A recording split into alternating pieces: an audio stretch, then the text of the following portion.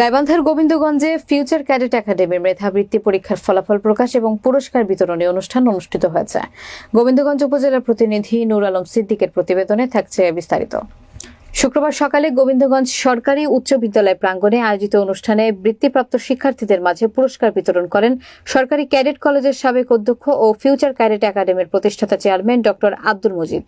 Shaharagachhi school and কলেজের অধ্যক্ষ আনোয়ারুল আজিজ রুবেলের সভাপতিত্বে অনুষ্ঠানে বিশেষ অতিথি হিসেবে উপস্থিত ছিলেন ফিউচার ক্যাডেট একাডেমির মিরপুর শাখার সহকারী অধ্যক্ষ ফয়সাল আহমেদ, গোবিন্দগঞ্জ সরকারি কলেজের সহকারী অধ্যাপক আহসান হাবিব মিট, গোবিন্দগঞ্জ মহিলা কলেজের সহকারী অধ্যাপক শাহ আলম মণ্ডল, সহকারী অধ্যাপক কাজী বাদশা মিয়া, সরকারি প্রাথমিক বিদ্যালয়ের অবসরপ্রাপ্ত প্রধান শিক্ষক আবুল কাসেম, মর্তুজা ফাউন্ডেশনের চেয়ারম্যান হীরা সরকার, ফিউচার ক্যাডেট একাডেমি গোবিন্দগঞ্জ শাখার পরিচালক আনোয়ার হোসেন অনিক।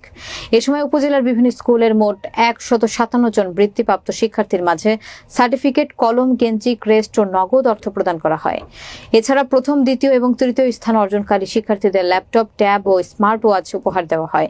আগ্রহী অভিভাবকগণ সন্তানদের সুন্দর ও নিরাপদ ভবিষ্যৎ গঠনে ফিউচার ক্যাডেট একাডেমি গোবিন্দগঞ্জ শাখার নির্ভয়ে ভর্তি করতে পারবেন।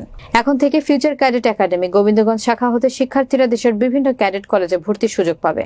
ক্যাডেট কলেজে ভর্তির উদ্দেশ্যে তৃতীয় শ্রেণী থেকে সপ্তম শ্রেণী পর্যন্ত কোচিং করানো হয়। এছাড়া স্কুল পড়ুয়া শিশুদের বেসিক ডেভেলপমেন্ট নিয়েও কাজ করে।